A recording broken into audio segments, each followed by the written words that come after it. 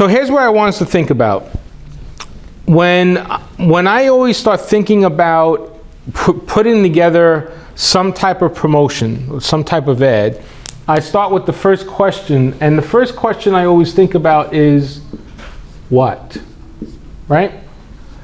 And there's going to be a series of questions here. I don't like the way they came out. I'll do it that way. The what. All right, so what does that mean, what? Well, what is my product or my service? What makes us different, right? What is it that I'm trying to sell? You need to have those answers. You need to know what you're trying to sell and what is your product. You really need to have it defined.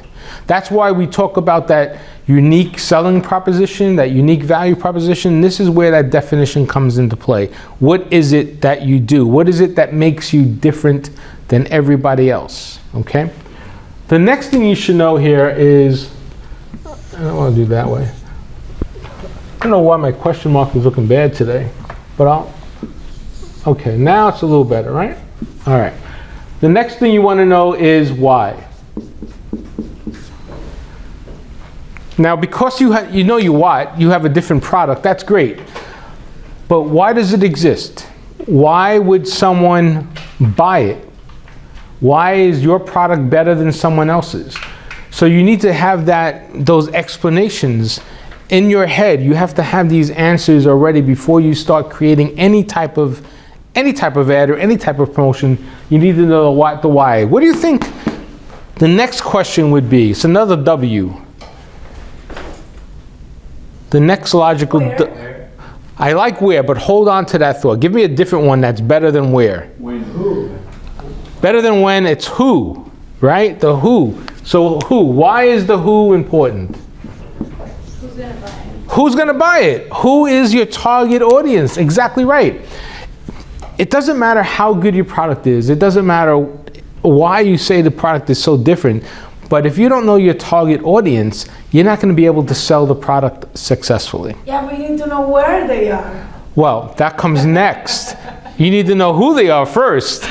You can always find out where they are. That's the next W I'll put there, is where, all right?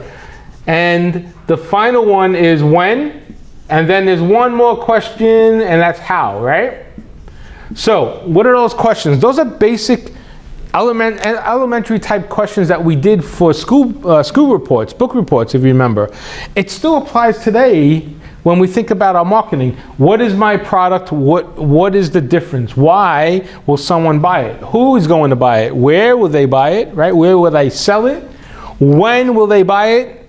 When will I sell it? And how will I get the product to them? How will I be able to deliver that service or that product to them? So you have to have all these answers in your head. Now, I want to focus a little bit here on the who.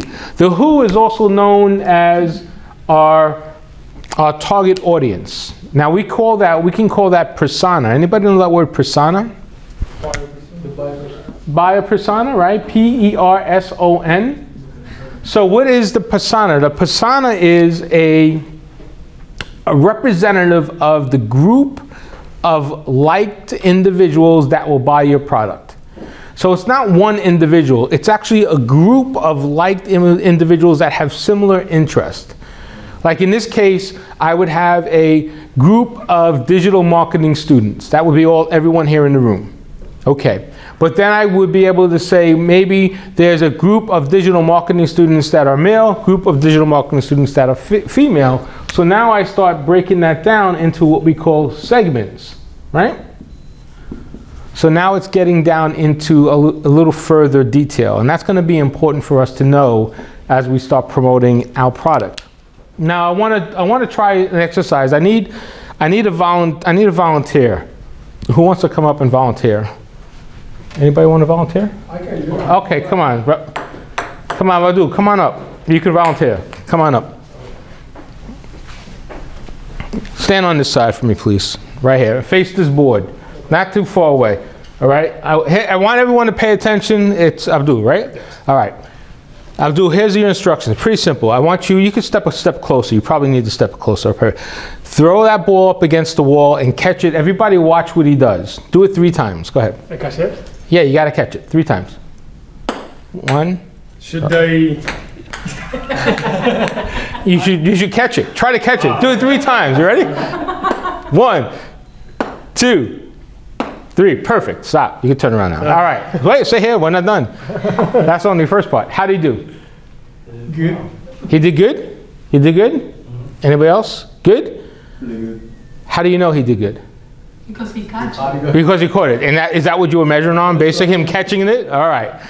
We really don't know how he did because we have no idea what he was trying to. What were you trying to hit? What were you trying to do? Yeah, Just catch it. He was just trying to catch it. That was it. That was a simple goal. I try not to move as well. You try not to move as well. All right, now let's do something a little different. Now if I do this for you, right?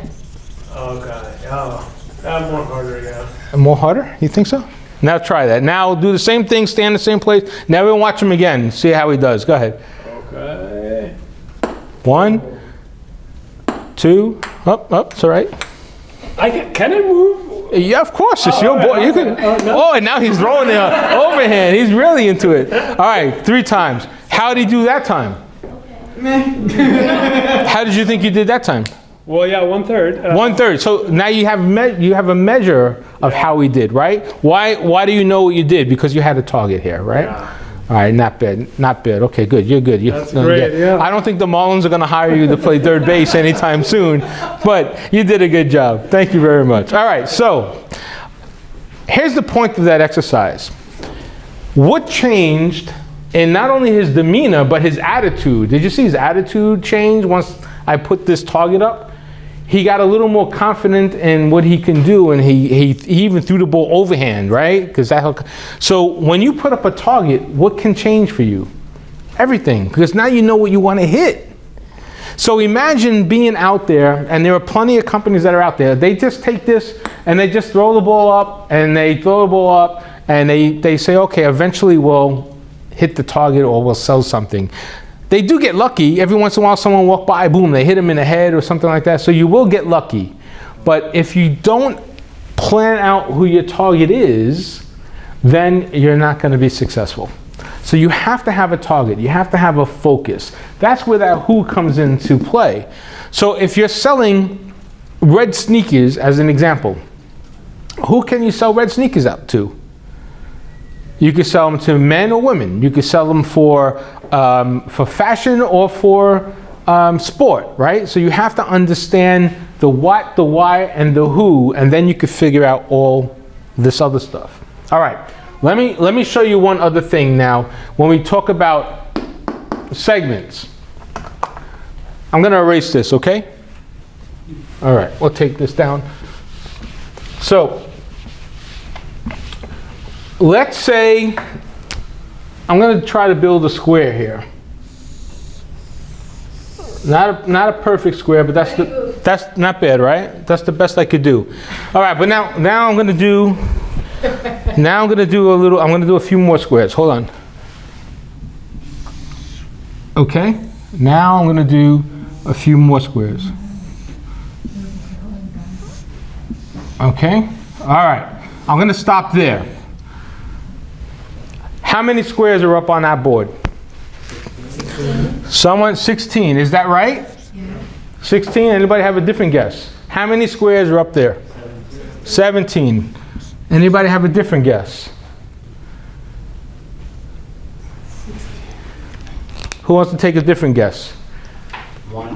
1. That's a good guess, but down.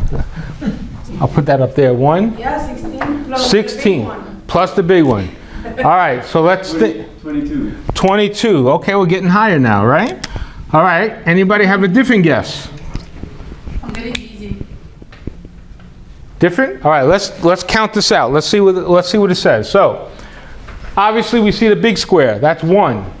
Then we have all these individual squares, right? So that's 16. So that's 17, right? 1 plus 16 is 17 so far. What about this? Is that a square? Yeah, 4. That's 4 more. Okay, perfect. What about this? Is this a square? Yes. Yeah. Okay. 2 more. 4 more, right? Okay. What about this? Is this a square? And what about this? Is that a square? What about this? Is that a square? And what about that? Is that a square? That's 4 more, right? Okay. What about the center? Is that a square? Another one. Anything else I miss? All right. So far we're up to 17, 21, 25, 29, we're up to 30. 30 so far. Okay. I think there's one more that I missed, but all right. But here's my point here. So let's say that square represented your target market, your total target market. Everybody that's going to buy your product is in this square. Now, you could break up that group 30 different ways because maybe there's someone that's over here, that's over here. So you see how you can segment it. That's called segmentation. That's how we segment our target market. What are they running out there playing basketball? Like a little. Oh, Charlie? All right.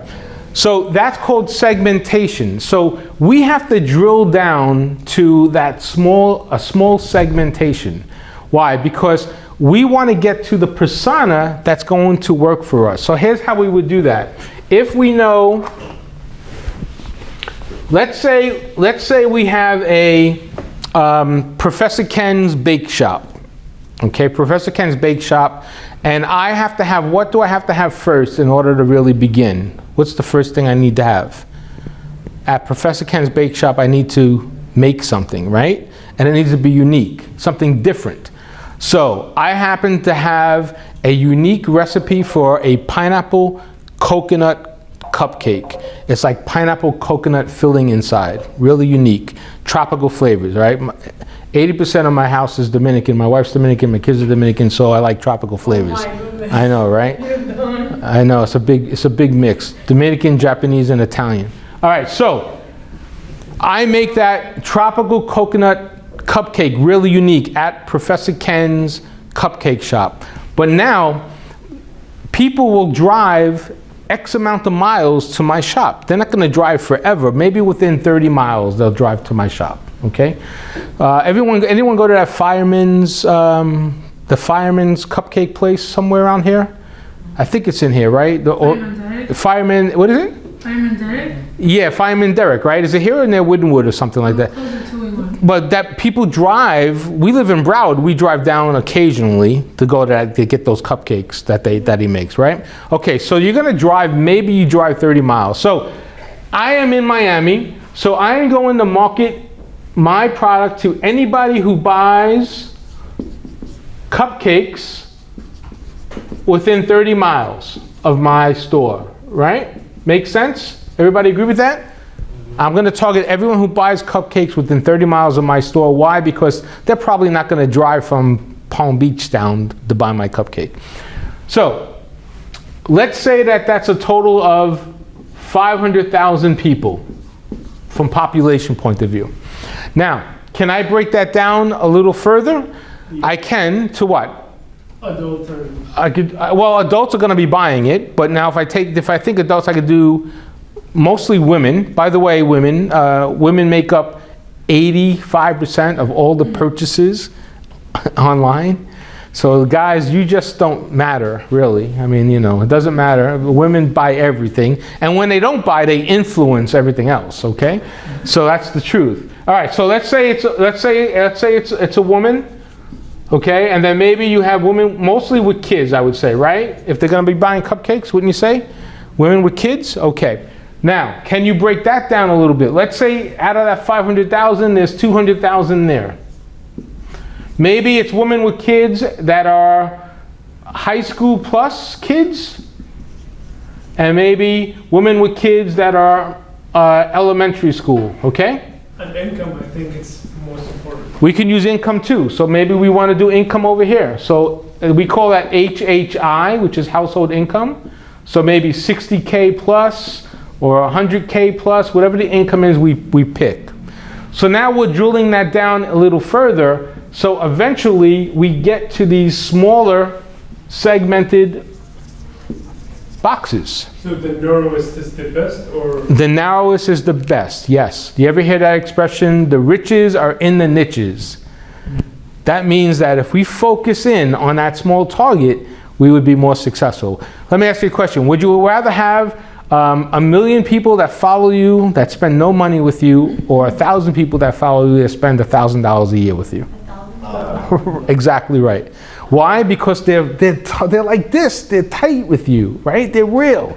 So these Kim Kardashian followers, yeah, I'm sure because she has so many that some people will make sales from it, but not everybody, not all the products she promotes is gonna work for everybody in her chain, right? So you want to be down here. Now, when we create ads, we also want to target down to our markets as well. We're doing our market by geography, and we're doing our market by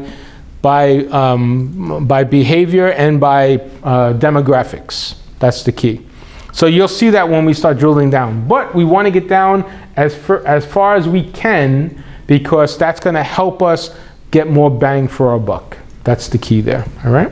But another point of view is, so when we narrow down, so it will be, so we'll end up like a very, very small group of people. Yes, but then that's a great point. But now let's say your shop is 30 miles. You geo-target anyone within 30 miles, right? But you say, you know what, I want more people, so let's make this 60 miles. What is the reality that someone's going to drive 60 miles to your shop? Not good. Probably not good, right? Now, if you're paying $1 every time someone clicks on that ad, and that ad you end up spending another $500 on that ad because 500 people who are 45 miles away clicked on it, is that going to be helpful to you or not? No, but if I like the 60K, if I decrease it to 50, maybe I get more people. You could, and that's a good rationale. So here's the thing about that, Abdul. There's no right or wrong here. There's no right or wrong. How do you know if it's working? Yeah, you get this thing, right? That's what happens. That's how you know your marketing is working, because you're converting and you're getting money. You're getting paid. The key thing is that if it's not working, don't spend that much money on it anymore. You have to learn. And we call that, and I call that the process in marketing.